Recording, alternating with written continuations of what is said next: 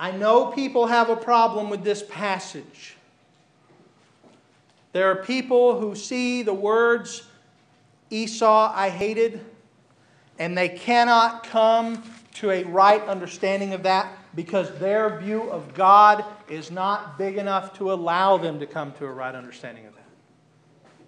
Their view of God is that God, because of His omnibenevolent nature, He does not have the capacity for divine hatred.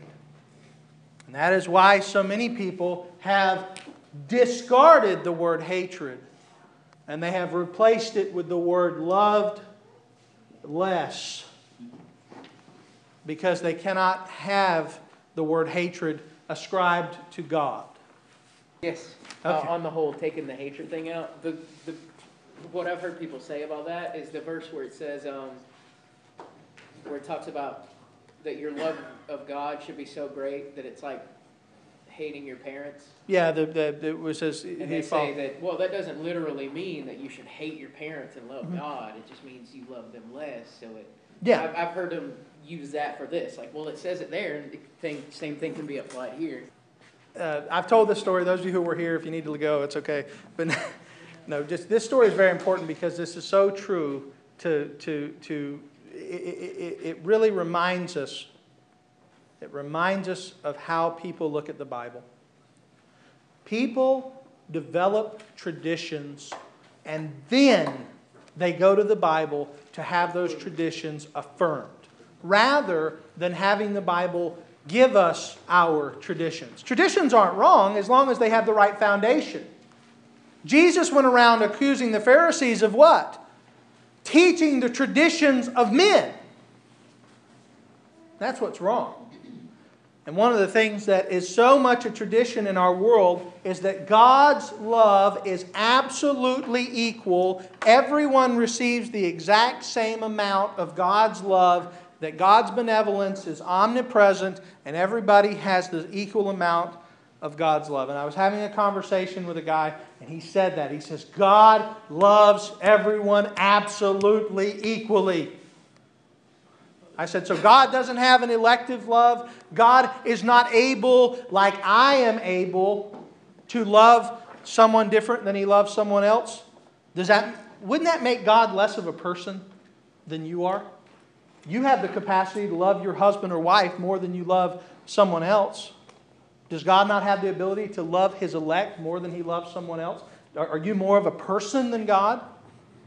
Because that really would rob Him somewhat of His personality. But let's go further than that. Let me ask this. I'll tell you how the conversation went. He said, God loves everyone equally. I said, so what you're saying is that everyone ever has always, every individual that's ever lived has always received the same love of God, that it's all the same. He said yes. So I gave him some time. I didn't want to jump right on it right then. I wanted to give that an opportunity to settle. So then I asked him later. I said, in Romans chapter 9, it says, Jacob I loved, Esau I hated. And he said, well, the word hate there means love less. But it doesn't say love less there. But I want, before we go there, he just destroyed his own argument. Because he argued that God loves everyone absolutely equal and there's no elective love in God. And I said, okay, I'll give you that. We'll leave you. Then I asked him later, what does the word hatred mean? It means God loved less. You see, there is an inconsistency to most people's theology that they themselves are blind to. You know, people got real upset with Rob Bell because Rob Bell wrote a book about how God loves everyone equally and God doesn't want to send anyone to hell and that God's ultimately going to save everyone. And everybody had a fit and said Rob Bell is a universalist. I don't believe Rob Bell is a universalist. I believe Rob Bell is a consistent Arminian.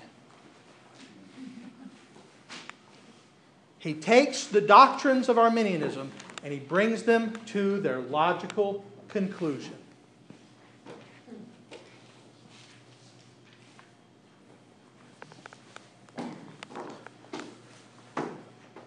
When we look at this text, I wanted to leave you with this thought, and those of you who are already here, you heard this already, but listen to it again because it's important. If you read the words, Jacob I loved and Esau I hated, and this is the part that offends you, then you do not understand the holiness of God. Because what really should excite you and really surprise you and really get your mind thinking is the fact that God loved Jacob. Because he didn't deserve it. He very much did, as do I and as do you. But he didn't deserve God's love. And the most powerful part of that verse is Jacob I loved.